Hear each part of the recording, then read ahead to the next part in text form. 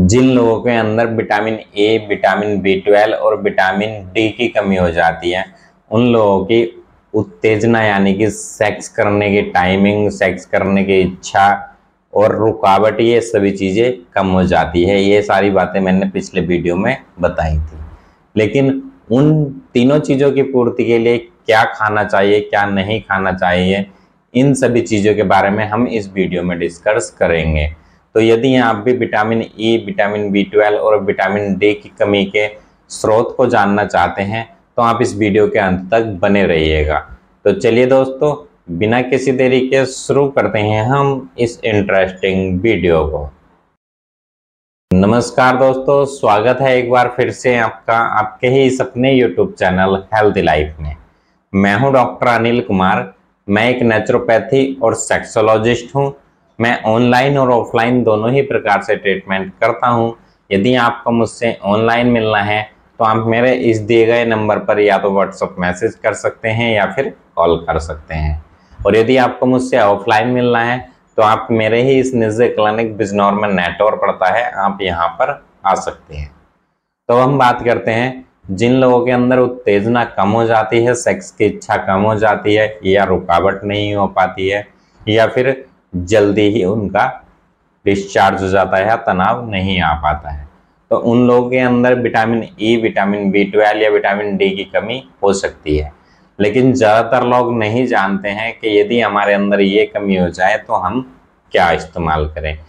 इसके कमी के लक्षण और सारी चीज़ों के बारे में मैंने पहले पार्ट में बता दिया है, इससे पहली वीडियो में।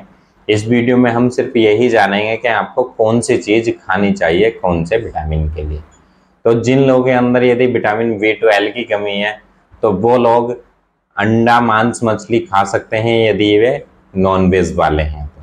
और जो लोग वेजिटेरियन हैं वो लोग दूध, दही, पनीर, इन सब चीज़ों से बनी हुई चीज़ें खाएं तो इनमें भी विटामिन बी12 आपको आसानी से मिल जाएगा। अब जिन लोगों के अंदर विटामिन ई की कमी हो चुकी है तो उनके लिए जो खाद्य पदार्थ होते हैं उनमें सबसे पहला जो नाम आता है वो आता है सूरजमुखी के बीज का। यदि आप सूरजमुखी के बीज लेते हैं तो उसमें विटामिन ई भरपूर मात्रा में पाया जाता है। या आप सूरजमुखी का ऑयल यानी कि तेल भी इस्तेमाल कर सकते हैं या जैतून का तेल इस्तेमाल कर सकते हैं। तो ये आपकी जो विटामिन ई की कमी होती है उन चीज़ों को पूरा कर देगा। अब जिन लोगों के अंदर विटामिन डी की कमी हो चुकी है उन लोगों को या तो अंडे की जो जर्दी आती है, जो नॉनवेज लोग होते हैं वो अंडे की जर्दी खा सकते हैं, मछली खा सकते हैं, मांस भी खा सकते हैं, विटामिन डी भी आपको उसमें मिल जाएगा। और जो लोग वेजिटेरियन होते हैं उन लोगों के लिए विटामिन डी का सबसे बड़ा स्रोत है मशरूम। मशरूम को दोस्तों जड़ी बूटियों का राजा भी कहा जाता है, गैनोडर्मा इसको कहते हैं।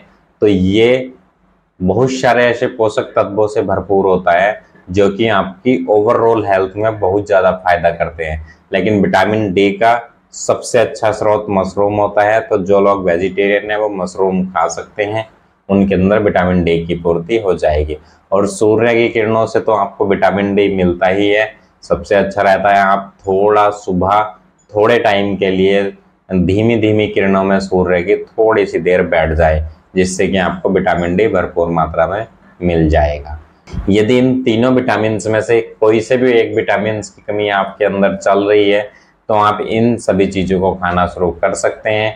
और पहले अपने डॉक्टर से कंसल्ट कर लें, अपने पर्सनल डॉक्टर से कंसल्ट कर लें, उसके बाद पता चलने पर आप इन चीज़ों का सेवन करना शुरू कर दीजिएगा। तो आई होप दोस्तों, मैं उम्मीद करता हूँ ये वीडियो आपको पसंद आया होगा। यदि ये वीडियो पसंद आया हो तो आप इस वीडियो को लाइक करें, शेयर करें और कमेंट करें। तो चलिए मैं आपसे फिर मिलूंगा एक नए वीडियो में। तब तक आप अपना ध्यान रखिएगा, खुश रहिए, मस्त रहिए और जियो हेल्दी लाइफ।